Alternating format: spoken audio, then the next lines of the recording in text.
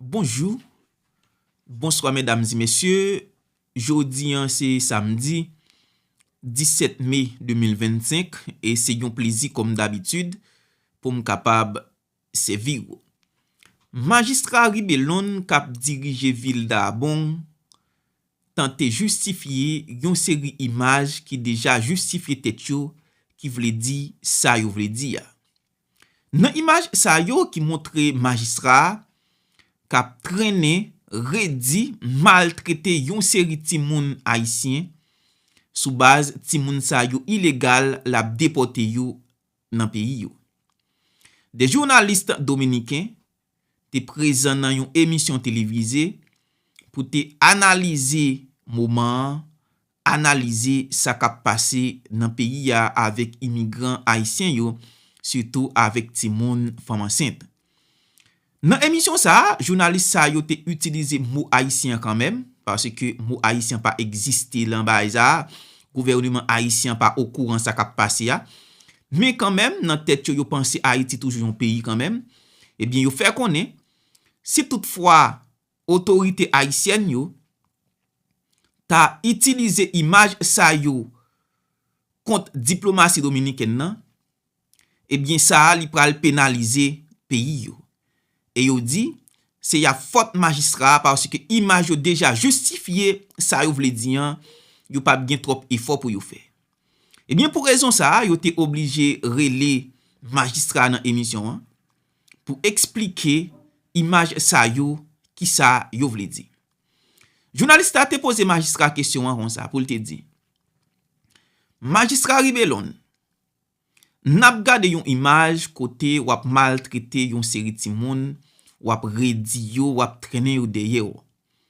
Nous connaissons ou c'est yon magistrat ou pas yon agent immigration ou pas yon policier.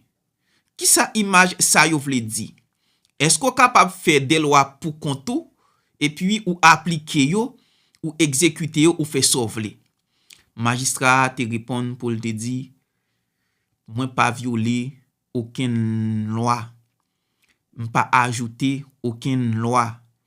Moi c'est yon père de famille, j'aime te gérer timoun yo, c'est comme ça me gérer timoun la kay pa m'tou.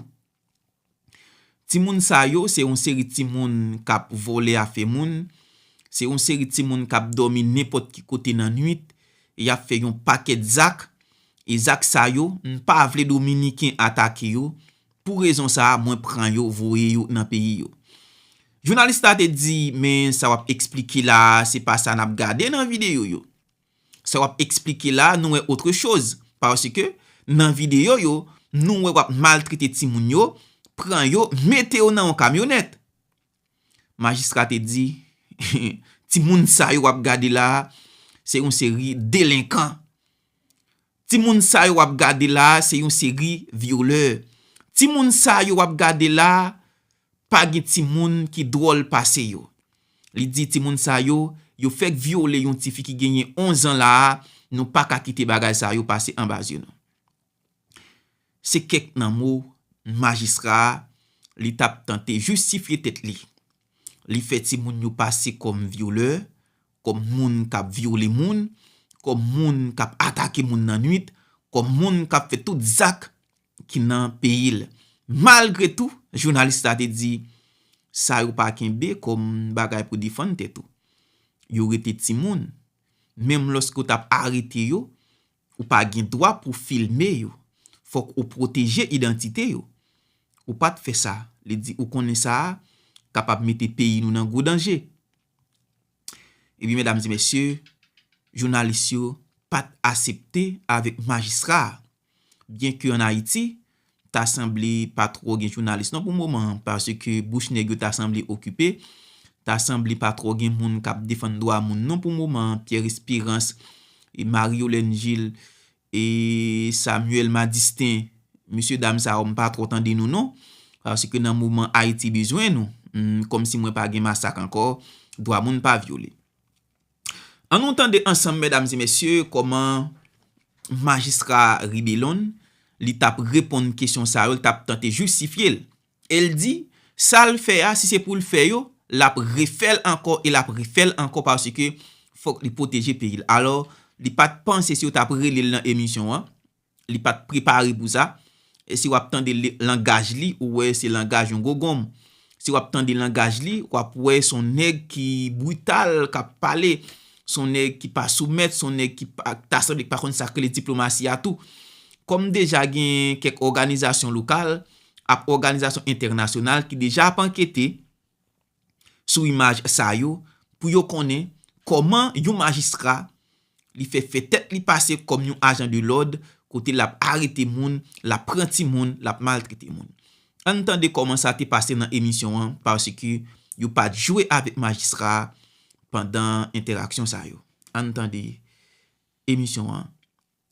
Et m'a traduit pour nous et après une fin tendel ça ne pas comprendre m'a expliquer nous yo. Entendez ensemble. O sea, muchas cosas que mucha gente aplaude eso. No, pues no puede aplaudirse. Puede aplaudirse, pero es que estamos llegando a un punto. Mal. Está mal.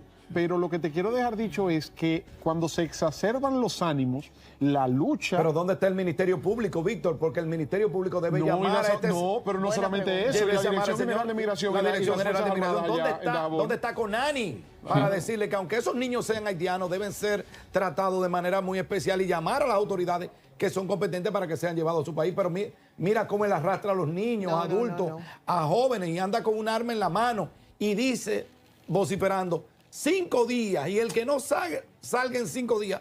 Y tú sabes lo peor. Tú sabes lo peor. Esas imágenes las van a coger los propios haitianos. Ok, mais qui ça dit là dans premier partie yo dit regardez comment monsieur a maltraité ti moun yo, li prend autant que animal, la pousser la maltraiter autant que animal. Yo mande côté agent immigration, yo côté la police, côté ministère public qui fait c'est au magistrat qui fait travail ça. Qui ça veut dire? Regardez, c'est ça dit là, ok? Lo que estábamos hablando del lobby que hacen y de la... Ya están. Esas imágenes las van a coger, lo que hablábamos ahorita de cómo los mira haitianos... cómo arrastra a los niños, miren las imágenes que tiene ahí, señor mira, director. lo que hablábamos ahorita de cómo los haitianos tienen una buena calidad en su cuerpo diplomático, invierten en lobby. Esas imágenes las cogen ahora y empiezan... Miren cómo los dominicanos nos maltratan. Correcto. Miren cómo los dominicanos... Y al gobierno que le pega, porque Riverón, si hubiese sido un partido de oposición, si hubiese sido... Bueno, pero también por eso es importante la reunión de ayer, para unificar criterios. Pero ahorita agarran de una vez. Mira, el alcalde del partido de gobierno, y mira cómo saca a los niños, y mira cómo lo jala por un brazo y lo lleva por un poroché. O sea, eso es muy delicado. Bueno, de hecho... Yo fâché là, yo dit regardez comment la prend yet haïtien yo, regardez comment la maltraité yo. Tenemos pautado hacer una comunicación telefónica con el alcalde, así que vamos a agradecerles a los tres. Sí, pero no sé qué pasa, porque... Espérate. Yo pral rele là dans émission pendant y a analyser image yo. Yo pral rele là dans émission, li pral parler dans émission. En patienter parce que il pral parler là, li pral accuser ti moun sa, il pral dire un paquet de bagaille drôle sur ti moun sa yo, bagaille terrible net. Yo lo voy a llamar por aquí, espérate, yo lo voy a llamar directamente. Ah, bueno, genial. Sí. Con ustedes sí, porque aquí. quedamos de que íbamos a hacer la llamada por aquí. Entonces, yo tengo aquí al alcalde Riverón, ¿verdad? Este alcalde que parece que está por encima del bien y del mal y de la justicia y nadie lo controla, porque de verdad... Sí, porque ven acá, eso nosotros tenemos que hablar directamente. Pásame, Edwin, por favor, el número que tú tienes ahí, para ver si es este mismo que yo tengo aquí, para llamar al alcalde Riverón, que el otro día conversé con él con relación a un militar que él quería también hacer un movimiento allá, porque tú sabes que el 809, Víctor, 838 03. Espérate, pues no lo queme así, mándamelo por WhatsApp, espérate. Mire, ¿qué decía? Monsieur qu'elle a oublié s'il nos émission, ok? Li t'a pral bay numéro magistrat en direct. Monsieur, haïtien t'a pral envoyer magistrat ça. Journaliste a dit, posez tranquille. Je t'a pral bay numéro magistrat en direct. Zin t'a pral pété son magistrat ça. Li t'a pral recevoir un pile message, hein. No lo queme así, mándamelo por WhatsApp. Vuelvan a WhatsApp. Miren, quédense ahí, no se nos vayan. Miren esta... Tenemos la mirada en contexto que hizo nuestro compañero Luis Villaverde sobre ese tema de Dajabón y la podemos pedir, Edwin, directamente desde Dajabón. Vamos a poner la mirada en contexto de Luis Villaverde con ese tema del niño y Riverón allá en Dajabón. Vamos a ver. Alcalde, estoy tratando de hacer contacto. Mi querido alcalde, ¿cómo está usted? Feliz noche.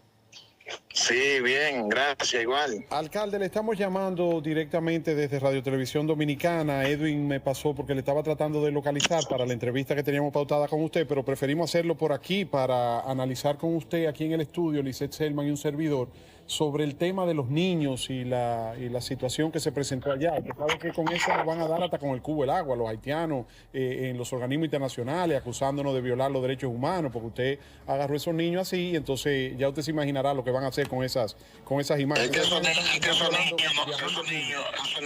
esos niños no fueron maltratados, ellos se lo agarraron. Yo agarro a los hijos míos y los anguluteo así mismo. Señor alcalde, perdóneme, pero el video dice otra cosa. Dios. Además, ¿es eso una atribución de un alcalde? Eso es un espectáculo deprimente. No, doña, lo primero que tengo que decirle es que yo soy el gobierno municipal, yo soy el presidente del gobierno municipal. Nosotros tomamos decisiones aquí, con cualquier resolución la convertimos en ley en nuestro territorio.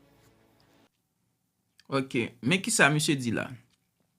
Journaliste là mande li, journaliste là dit, organisation internationale yo accuse nous comme moun qui viole droit ti moun. N'a gardé quelques images côté que wap maltraité yon série ti moun wap redi yo. Qui ça image ça yo vle expliquer? Monsieur dit non, nous pas violer droit ti moun yo, nous respecter droit ti moun yo. Dame nan dit lui-même non, et ouais comment dame nan fâché, dame nan excité. Dame nan dit non, magistrat pas fait ça. Ça va fait so diyan là, c'est pas ça image da li montrer, image da montrer l'autre bagay. Image da montrer ça organisation internationale yo dit.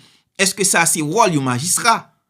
Entendez kounya ki ça monsieur lui-même li répond parce que là nèg yo commencé choquer li là.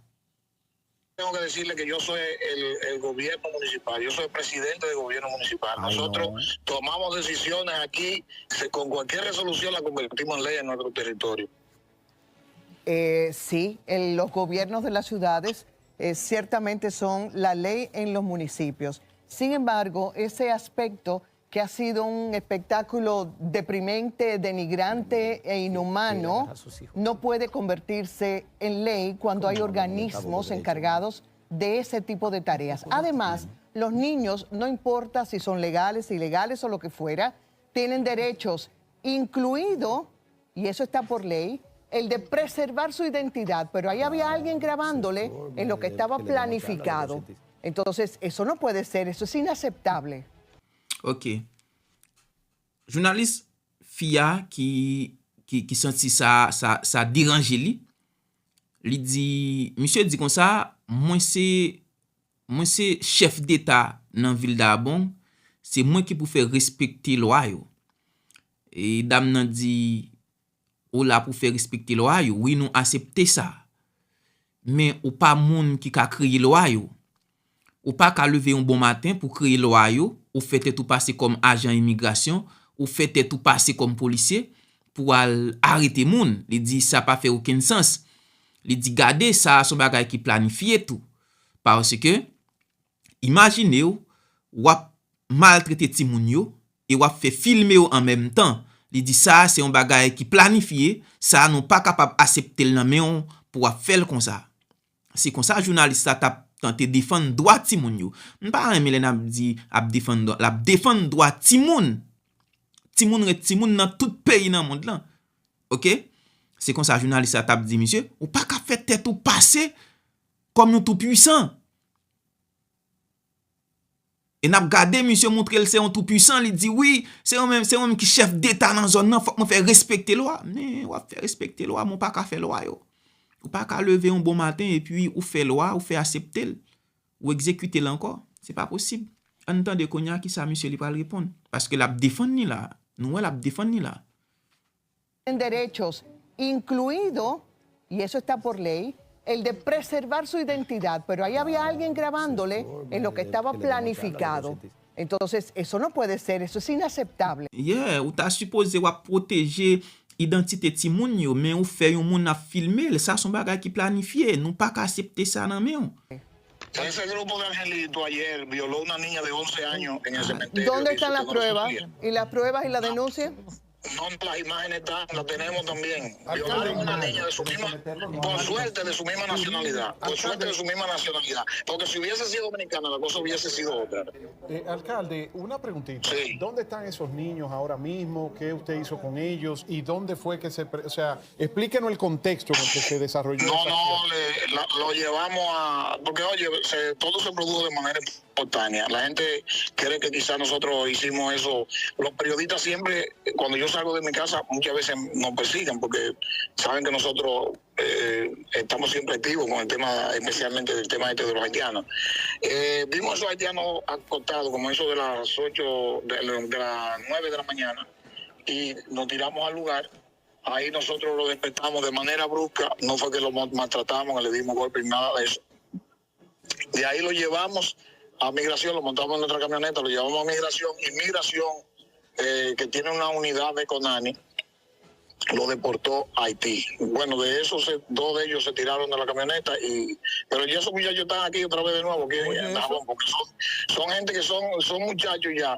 Porque aquí hay un problema, es que aquí nadie los enfrenta, no le puede poner la mano al ayuntamiento, no le puede poner la mano al ejército, no le puede poner la mano a los guardias. Entonces son los delincuentes que nosotros tenemos de noche aquí. Aquí se está robando, se está atracando de noche, ellos duermen en los techados, ellos violan, ellos hacen de todo. Y nadie le puede poner la mano porque son menores. Señor alcalde, ¿y dónde está entonces migración? ¿Dónde están las Fuerzas Armadas que están ahí apostados en toda la frontera? ¿Son ellos los que deberían intervenir, asistir a ustedes? Ok, mais qui ça yo dit là dans parti ça? Nous, monsieur tellement la défendre tête li. Monsieur allé dans plus haut niveau délinquance yon moun capable faire, nan pi gros acte yon moun capable faire dans société ya pour accuser ti moun yo. Là on fin poser le question, yo dit ou pas capable faire tête ou passer comme un homme cap légiférer et en même temps cap agir comme tout puissant. Monsieur dit ouais ti moun sa yo ouais là, c'est une série violeur. Hier ti moun sa yo violé yon ti fi qui gagne 11 l'année. Là on demande monsieur, est-ce que ou gen preuve ça wap di ya? Est-ce que ou capable justifier? Ou gen photo ou gen vidéo? Monsieur dit non, m'pa gen preuve parce que c'est yon fillette qui gen même nationalité ensemble avec yo, c'est yon haïtienne. Si c'était un dominicaine, ça t'est capable passer yon l'autre façon. Bon, kounya ki ça veut dire? Là on moun wap vivre dans un pays, tout moun qui dans pays a protégé par yon seule loi. Si yon haïtien frappe yon haïtien dans terre Saint-Domingue, loi dominicaine nan c'est lui-même k'ap appliquer contre lui. Bon, kounya imagine ou di, ti moun sa yo violé yon ti fi haïtienne parce que ou estime c'est haïtienne nié, l'état dominicain pas fait rien. Ou même qui magistrat k'ap agi en tout puissant ou pas fait rien. Là encore, c'est un autre charge magistrat li mette sous dol, OK? Ça veut dire c'est un haïtien violé qui fait une action haïtien pendant l'enterre Saint-Domingue, nous pas fait rien, nous laisser ça comme ça. Ou pas de preuve, pas de suite, pas de rien. Ça encore, c'est une autre charge. Comme c'est justifié, la peut-être justifié. Il pas de vidéo, pas de rien qu'a dit. Mais qu'on a dit, c'est une haïtienne, ça pas veut dire rien, mais s'il était une dominicaine, ça t'es capable d'une autre façon, tu es capable de chercher gérer ça. Entendez? Tout ça aussi, c'est compilation des autres qui l'a fait. Pour aller plus loin encore, monsieur dit, ti moun sa yo c'est une série délinquants, pas gen moun qui capable man yo. Chaque après-midi, ti moun sa yo y a volé moun. Chaque après-midi, ti moun sa yo y a rentré dans cimetière, y a dormi, y a rentré yon série côté qui pas approprié, y a dormi. Et ti moun sa yo pas gen moun qui ka man yo, c'est ça fait elle obligé à agir comme ça. Eh bien, dame nan dit non, so di yo, c'est pas ça. On continue tande qui ça cap parler là, entendez? En los techados, ellos violan, ellos hacen de todo, y nadie le puede poner la mano porque son menores. Señor alcalde, ¿y dónde está entonces migración? ¿Dónde están las Fuerzas Armadas que están ahí apostados en toda la frontera? ¿Son ellos los que deberían intervenir, asistir a ustedes? Il dit non, mais côté agent immigration, côté policier, ça pas travail ou t'es capable venir ou assister ça qu'a fait là, mais ou même qui vini k'ap prend yo, ça montre nous yon l'autre bagaille, ça son problème personnel, ça son bagaille ou vle faire, c'est pas fait sens. A falta de pan, doña, que venga el sabe. Riverón, el tema es que ahora Sí. esas imágenes están viajando el mundo y usted puede tener por seguro que van a empezar a acusarnos de que somos abusadores, de que mira cómo cogen esos niños y lo tiran en la cama de una camioneta, que mira el propio alcalde. Pero no están, oye, pero no están acusando a los Estados Unidos, que están dejando niños solos, que están separando familias. Entonces, ¿por qué agarrar un simple alcalde que lo que hizo fue que agarró unos niños y lo puso sin violentarle sus derechos? Nosotros respetamos los derechos humanos, nadie puede decir que le dimos golpes ni nada de eso. Pero que acusen a Trump, eso es doble moral. Que lo que acusen a Chile, que acusen a Bahamas, que lo han mandado en jaula a todos los haitianos, empezando por niños, que lo ve usted enjaulado. A nosotros lo que nos interesa es la situación que tiene que ver con la República Dominicana. Y ese plazo que usted dio de 5 días para que salieran los ilegales. Ya solamente le quedan 4 días. Pero dice usted que estos niños, usted los mandó para allá y ya volvieron. Sí, los niños, porque esos niños se han criado aquí en Dajabón. Esos niños, no hay forma. Es el mismo tema de las personas que tienen problemas mentales. Riverón, ¿y por dónde? No están mandando todos los días para acá. Riverón, ¿y por dónde entran? ¿Por dónde? Por la frontera, por donde sea, por donde quiera. Porque a los niños no le pueden poner la mano, son intocables. Los niños y los locos son intocables aquí en Dajabón. Riverón, usted me dice a mí entonces que los militares que están allá en la frontera del ejército y del CEFRON ven unos niños pasar ilegalmente por ahí por la frontera y no le ponen la mano, no lo agarran. No pueden ponerle la mano pues, si lo maltratan. Mire, el caso mío ahora mismo, que hay gente que me ha querido psiquitrillar a mí. Dígame una cosa, Riverón, y entonces, ¿y el muro y la seguridad fronteriza? El muro, ahora mismo todavía no ha empezado la construcción de la segunda etapa que el presidente ordenó. Porque tú sabes que por el tema de una licitación, Sí. ha dado ha surtido sus efectos, sobre todo con el tema de los robos de animales, por una zona, pero hay otra zona que es vulnerable todavía. ¿Me entiendes? Riverón. Pero vamos a esperar. Vamos a coordinar, sí. Vamos. Riverón, dice Elic Fernández, el embajador Elic Fernández está aquí en el estudio con nosotros, que qué va a pasar cuando se vence el plazo de los 4 días que le quedan, de lo que usted le dijo a ellos. Mira, lo primero que yo estoy haciendo contacto ya con el ejército, con el Ministerio Público, con Migración, y la policía, porque estamos pidiendo apoyo para ese día. ¿Se resolvió el problema del oficial allá cuando hablamos con el director de Migración, con el almirante Ballester, con el tema del oficial de allá de Migración?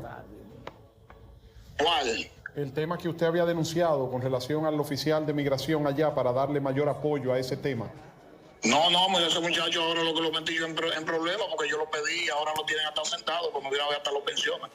Porque no hay interés de que se resuelva este problema. Cuando aparece una gente serio, no le quieren dar paso. Pero usted no ha hablado con el director de Migración, con el almirante Lee Ballester. Oh, yo hablé hasta con el ministro yo hablé hasta con el ministro de Defensa, yo hablé incluso hasta con Faride. O sea, la gente que uno le pide, que uno cree que puede hacer un buen trabajo, ellos no se lo dan a uno. Riverón, se nos acabó el tiempo. Le mando un saludo. Gracias por tomarnos la llamada. Ok? Non seulement monsieur li tente justifier bêtise yo, mais tout monsieur qui continue kap empirer les choses. Et monsieur montre li pa apprendre erreur le fait pour le corriger. Li di ou li bay haïtien sa ou 4 jours, c'est pas 5 jours, pour yo quitter zone nan. Et ça le te fait si c'est pour le faire, la pri fait encore pour le protéger ville li. Li pa a fait États-Unis abdi la, international l'abdi a, li konnen li respecte droit ti moun yo, li respecte droit pal, li pa viole rien, la continue fait travail li, Jean Louis fait. Alors c'est on qui paraît comme on qui pas prend l'ordre. Yon qui paraît comme on qui pas attendre moun. Yon qui montre réellement li c'est un tout puissant. Et nous songe bataille 2023 qui t'a fait dans question frontière Haïti ak Saint-Domingue. Alors c'était dans bloc pal. Monsieur dit habitué avec haïtien ou tout. Côté il te dit pas occuper haïtien yo ka l'ouvrir frontière là après ça. Et nous songe qui ça t'est passé. nèg tap touye nèg dans zone frontière là, haïtien tap touye haïtien, pour te capable faire nèg ça yo plaisir. Pas de gen yon grain dominicain qui te mouri. Mais pour autant, nous songe gen plus passé 4 moun qui était vraiment important sur canal là qui était tombé. Alors je dis premier problème nan c'est la caille non. Premier problème nan c'est construire des citoyens haïtiens, construire moun qui remet pays, problème familial, problème social, faut que nous résoudre problème ça yo avant même n'al tomber dans politique. Sinon n'a toujours paraître l'aide devant étranger yo. Jean Abdil, yo pas traiter l'autre nation comme ça. Poser tête nous question pour qui ça c'est nous yo traiter comme ça. N'attend réaction l'État haïtien. N'attend réaction citoyen haïtien parce que je dis c'est pas même ennemi encore qui pourra prendre défense pour nous parce que nous-mêmes nous c'est un peuple, nous gain représentant tout, n'attend réaction yo.